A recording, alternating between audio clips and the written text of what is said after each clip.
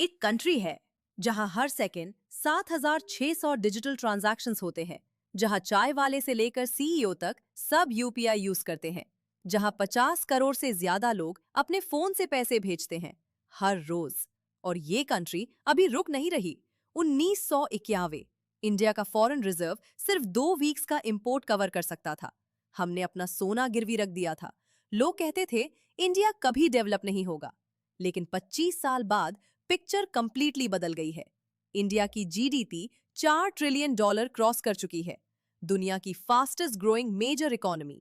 IMF, World Bank सब एक ही बात कह रहे हैं, India is not just rising, India is rewriting the rules. चलो नंबर्स की बात करते हैं, क्योंकि नंबर्स झूठ नहीं बोलते।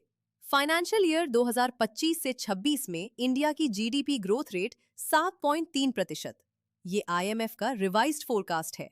अब इसको पर्सपेक्टिव में समझो।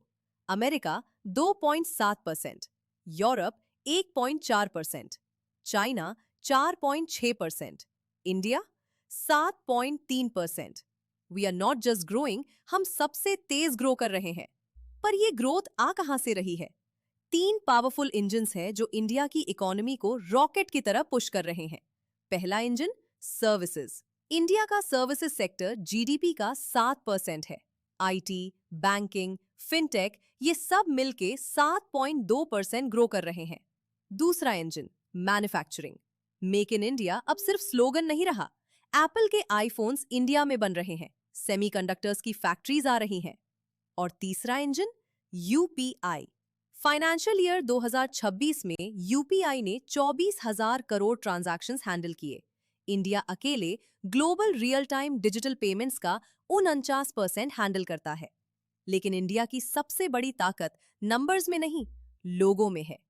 म्यूचुअल फंड इंडस्ट्री का एयूएम 81 लाख करोड़ क्रॉस कर चुका है। हर महीने 30,000 करोड़ से ज्यादा एसआईपी इनफ्लोज आ रहे हैं हर महीने। और सबसे इंटरेस्टिंग बात, 48% इन्वेस्टर्स 30 साल से कम उम्र के हैं। एक पूरी जनरेशन फाइनेंशियली लिटरेट हो रही है। यही है इंडिया का रियल सुपर पावर। पर क्या सब परफेक्ट है? नहीं, ऑनेस्ट रहना जरूरी है।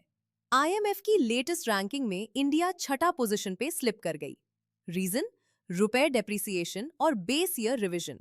Global trade Wars, tariff tensions, crude oil volatility ये सब रिस्क्स हैं। लेकिन रियल ग्रोथ 7.3% है। पीपीपी बेसिस पे इंडिया 3rd लार्जेस्ट इकोनॉमी है। रैंकिंग स्लिप करना टेम्पररी है, ट्रेजेक्टरी परमानेंट है। 1951 में दुनिया ने इंडिया को राइट ऑफ कर दिया था। 2026 में दुनिया इंडिया को कॉपी करने की कोशिश कर रही है। यूपीआई को 40 से ज्यादा कंट्रीज अडॉप्ट करना चाहते हैं। इंडिया का डिजिटल स्टैक दुनिया का ब्लूप्रिंट बन रहा है। ये तो बस शुरुआत है। इंडिया का फ्यूचर ब्राइट है, लेकिन तभी जब हम इन्फॉर्म्ड रहें, इन्वेस्टेड रहें और अवेयर रहें। अगर आपको ये वीडियो इन्फॉर्मेटिव लगी तो सब्सक्राइब बटन दबा दो, बेल आइकन दबा दो ताकि कोई वीडियो मिस ना हो। और कमेंट में बताओ आपको क्या लगता है, इंडिया 2030 तक कहां होगा?